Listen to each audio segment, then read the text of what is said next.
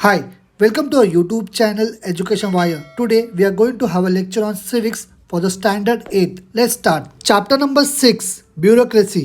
District collector order करते हैं curfew के लिए.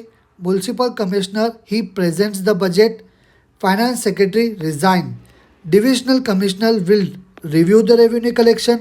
है जो ऊपर का बॉक्स दिया है इसमें कुछ पोस्ट मेंशन किए हैं like district collector, municipal commissioner, finance secretary and divisional commissioner. Okay, हे सारे सिविल सर्वेंट्स है in the government administrative system. आप अभी सोच रहे होगे इनके फंक्शंस क्या है. In the chapter which explain the role of union executive, वो हम लोग ने ऑलरेडी पढ़ा कि दैट प्राइम मिनिस्टर और उनका जो काउंसिल ऑफ मिनिस्टर होता है उन लोग क्या करते हैं, प्रपोजल्स बनाते हैं फॉर न्यू लॉज. ओके, और डिसाइड करते हैं अपॉन द न्यू पॉलिसीज़. वहाँ पे ब्यूरोक्रेसी क्या करता है, they are the administrative system जो कि काम करते हैं under the union executive. Okay, उनके पास रिस्पॉन्सिबिलिटी होती है of actual implementations of governments policies. Okay, now in this chapter we are going to understand the importance of bureaucracy. Okay, in any country okay government क्या करती है, दो fundamental types of functions को carry out करती है. First one, to defend the country from external aggression. External aggression मतलब बाहरी देशों से क्या करना, डिफेंड करके रखना. और उसी के साथ जो इंटरनल ट्रेड्स होते हैं उससे भी क्या करना, डिफेंड करना to ensure safety of the citizens. Okay, second point है प्रोवाइड करना various services to the citizens. Okay, and easy that daily lifes. उससे क्या होगा, डेवलप्ड होगा. मतलब एक सिटीजन खुद को भी डेवलप कर पाएगा, उसी के साथ सोसाइटी भी डेवलप्ड हो जाएगी. ओके, जो फर्स्ट फंक्शन है ये इंश्योर करता है सिक्योरिटी ऑफ द कंट्री जो कैरिड आउट होती है बाय द सर्विस, उसको बोलते हैं defence forces. Okay, the role of internal security उसको कैरिड आउट किया जाता है as a aid to civil services. The second function as an administrative system is developed. Okay, हम लोग उसको क्या बोलते हैं, सिविल सर्विसेज. ये जो सिस्टम है ऑफ सिविल सर्वेंट इसको ब्यूरोक्रेसी बोला जाता है. Okay, in the parliamentary democracy जो कि हमारे देश में है वहाँ पे रिप्रेजेंटेटिव्स को सिलेक्ट किया जाता है बाय द पीपल. और जो मिनिस्टर्स होते हैं उनके पास रिस्पॉन्सिबिलिटी होती है एडमिनिस्ट्रेशन की. ओके, जो फंक्शंस होते हैं गवर्नमेंट के उसको डिस्चार्ज किया जाता है by through various department. Okay, हर एक डिपार्टमेंट में मिनिस्टर होता है जो कि पॉलिटिकल हेड होता है उस डिपार्टमेंट का. Right, as a representative of people वो जो मिनिस्टर होते हैं वो क्या करते हैं, they carry out the work of department. उन लोग क्या करते हैं, लोगों के वेलफेयर को ज़्यादा से ज़्यादा प्रायोरिटी देने की कोशिश करते हैं. ओके, जो मिनिस्टर्स होते हैं they may not be expert in a particular subject but उन लोग कॉन्शियस होते हैं about the broad public interest, मतलब जिसमें लोगों का ज़्यादा से ज़्यादा भला हो. ओके, जो सेक्रेटरी होते हैं ऑफ द डिपार्टमेंट उन लोग क्या करते हैं, एक्सपर्ट एडवाइस देते हैं अपने मिनिस्टर्स को. जो सेक्रेटरीज होते हैं they are appointed from the civil services. जो लोगों की एस्पायरेशंस होती है, ओके इच्छाएं होती है एंड एडमिनिस्ट्रेटिव एक्सपर्टीज उनको क्या किया जाता है, they are put in harmony. Harmony means cooperation में रखा जाता है in the parliamentary system. Okay, characteristic of bureaucracy, इसमें परमानेंट मैकेनिज्म, टैक्स कलेक्शन करना, एनवायरनमेंट को प्रोटेक्ट करना, मेंटेन करना law and order, provisions regarding social security. This are the certain important task that have to be consistently जो कि undertaken किया जाता है बाय द ब्यूरोक्रेसी. ओके, ये सारे चीज़ें कंसिस्टेंटली क्यों पॉसिबल है, बिकॉज जो ब्यूरोक्रेसी होती है वो परमानेंट मैकेनिज्म है. ऐसा क्यों, बिकॉज जो प्राइम मिनिस्टर और उनकी जो काउंसिल ऑफ मिनिस्टर होती है वो चेंज होती है हर एक इलेक्शन के बाद, मगर जो ब्यूरोक्रेसी होती है जो उनके कंट्रोल में रहती है दे रिमेन कांस्टेंट. ओके, उनका नेचर कैसा है, परमानेंट है. राइट, नाउ पॉलिटिकल न्यूट्रलिटी, इसका क्या मतलब है, जो ब्यूरोक्रेट्स होते हैं उनको हमेशा अपना जो डिसीजन है वो पॉलिटिकली न्यूट्रल रखना पड़ता है. This means regardless of the political party, मतलब कौन सी भी पॉलिटिकल पार्टी पावर में हो या आने दो नई वाली, उनका जो डिसीजन होता है regarding the implementation of policy उनको क्या करना पड़ता है, सेम उसी तरीके से कंटिन्यू रखना पड़ता है, चेंज नहीं करना पड़ता है अपना decision. Okay, in this regard एक जो सिविल सर्वेंट्स होते हैं उनको एब्स्टेन रहना पड़ता है from taking a political stand. उन लोग कभी भी पॉलिटिकल स्टैंड नहीं ले पाते हैं और act according to their political views. उन लोग कभी भी पॉलिटिकल व्यूज़ भी अपना नहीं मानते हैं। एब्स्टेन मतलब डिक्लाइन करना। ओके, समझो एक पॉलिटिकल पार्टी इलेक्शंस हार गई तो क्या होगा, वो गवर्नमेंट चला जाएगा और दूसरी पार्टी उस जगह पे आ जाएगी। ओके, वो जो नई सरकार होगी, जो नया गवर्नमेंट होगा, उन लोग क्या कर सकते हैं, कभी कभी चेंज कर सकते हैं कुछ पॉलिसीज़ को जो कि पिछले गवर्नमेंट ने की होगी। फिर ऐसे सिचुएशन में क्या होगा, जो ब्यूरोक्रेट्स होते हैं they are expected to remain neutral.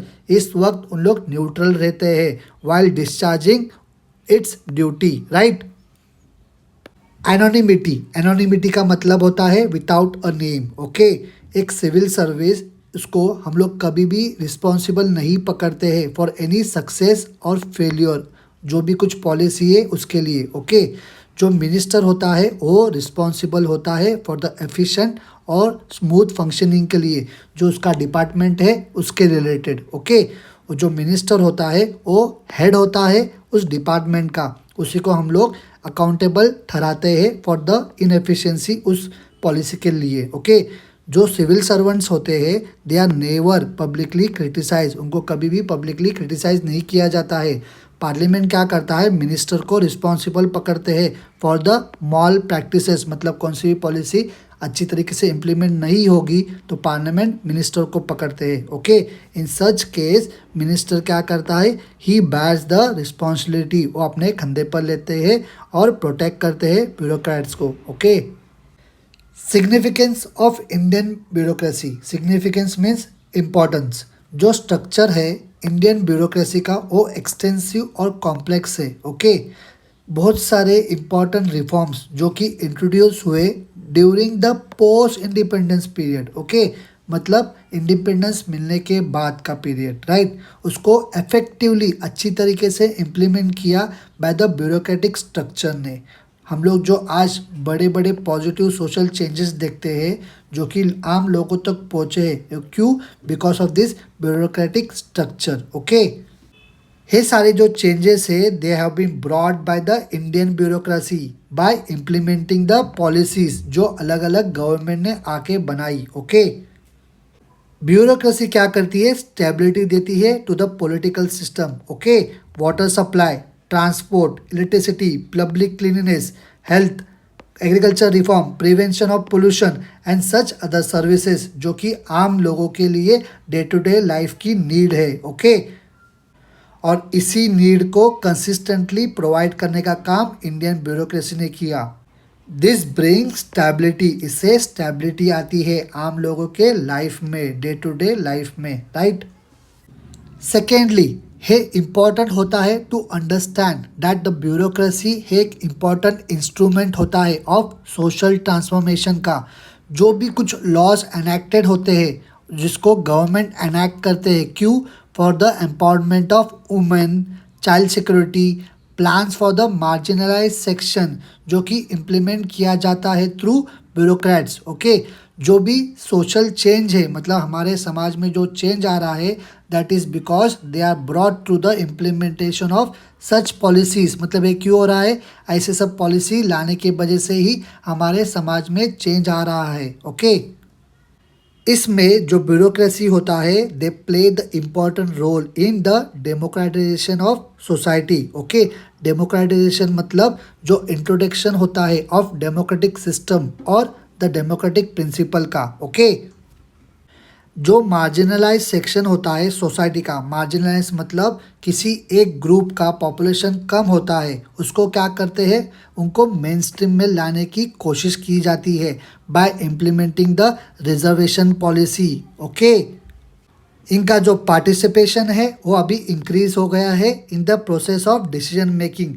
जो डेमोक्रेटाइजेशन है of society that not only requires progressive law, मतलब जो सोसाइटी का डेमोक्रेटाइजेशन है उसके लिए खाली प्रोग्रेसिव लॉज और पॉलिसी ही रिक्वायर्ड नहीं है। उसके लिए क्या चाहिए, उसके लिए क्या नीड है, इफेक्टिव पार्टिसिपेशन चाहिए, किसका, ब्यूरोक्रेट्स का। Okay, types of civil services, हमारे इंडिया में तीन main types of civil services है। ओके, ऑल इंडिया सर्विसेज, उसमें इंक्लूड होता है IAS, IPS और IFS। IFS मतलब forest services. Okay, second one union और central services, they come under the union government. Okay, they include IFS, यहाँ पे IFS मतलब Indian foreign services, Indian revenue services etcetera.